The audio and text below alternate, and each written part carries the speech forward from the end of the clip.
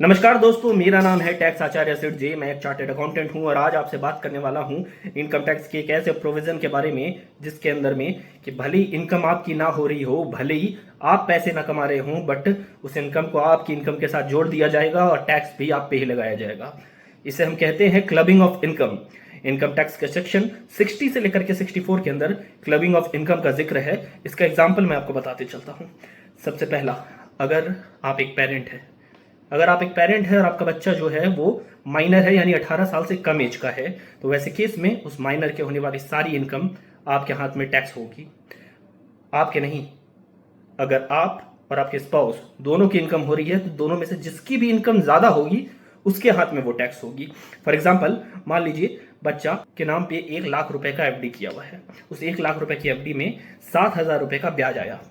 अगर माँ की इनकम 4 लाख है और पिताजी की इनकम 20 लाख है, तो ये जो भी 7,000 रुपए का इंटरेस्ट आया है ये जाके पिताजी की इनकम पे जुड़ेगा और 7,000 पे 30% का यानी 2,100 रुपए का सीधे सीधे टैक्स पिताजी को भरना पड़ेगा। चलिए अब मैं आपको बताता हूं कि क्या ये हर बार ऐसा होगा। नहीं, ऐसा नहीं है। पहले कि अगर वो इनकम बच्चा बिना कुछ किए कमा रहा है तभी ये ऐसा क्लबिंग का प्रोविजन अट्रैक्ट होता है। बट अगर वो बच्चा खुद से कोई मैनुअल वर्क कर रहा है, मान लीजिए कोई ईटा ढो रहा है, कोई लेमिनेट बेच रहा है, वो बच्चा घर घर जाके बुक्स बेच रहा है और उससे जाकर के उसको इनकम हो रहा है, तो उस तरीके का इनकम को पेरेंट की इनकम के साथ नहीं क्लब किया जाता। सेकेंडली, मैं बात करता हूं आपसे कि अगर वो बच्चा अपने स्किल, अपने टैलेंट की मदद से पैसे कमा रहा है। फॉर एग्जाम्पल, आपने बजरंगी भाईजान में देखा कि मुन्नी ने बहुत अच्छा अदा की, बहुत अच्छा एक्टिंग की, तो मुन्नी को मिलने वाला जो भी फीस रहा होगा उसका इनकम को जाकर के उसके पेरेंट्स के साथ नहीं अटैच किया गया होगा, उसके पेरेंट्स के साथ नहीं क्लब किया गया होगा। मुन्नी का इनकम मुन्नी का ही इनकम रहा होगा और उसे अपना खुद का आईटीआर भरना पड़ा होगा।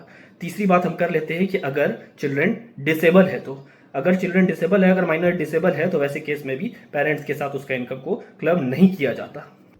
दोस्तों, ये इस वीडियो का पहला पार्ट था। इसमें मैंने आपको माइनर यानी कि बच्चे की इनकम के बारे में बताया। अब अगले पार्ट में मैं आपको बताऊंगा स्पाउस यानी कि वाइफ, हस्बैंड या फिर सन्स स्पाउस यानी कि बहू के बारे में। उसके साथ जो भी इनकम होती है उसे कैसे क्लब किया जाता है, उसके लिए क्या नियम है। तो आशा करता हूं आपको ये वीडियो अच्छी लगी होगी। अगर ये वीडियो अच्छी लगी है तो आप वीडियो को लाइक करें, चैनल को सब्सक्राइब करें और अगली वीडियो को भी आप जरूर देखें। Thank you.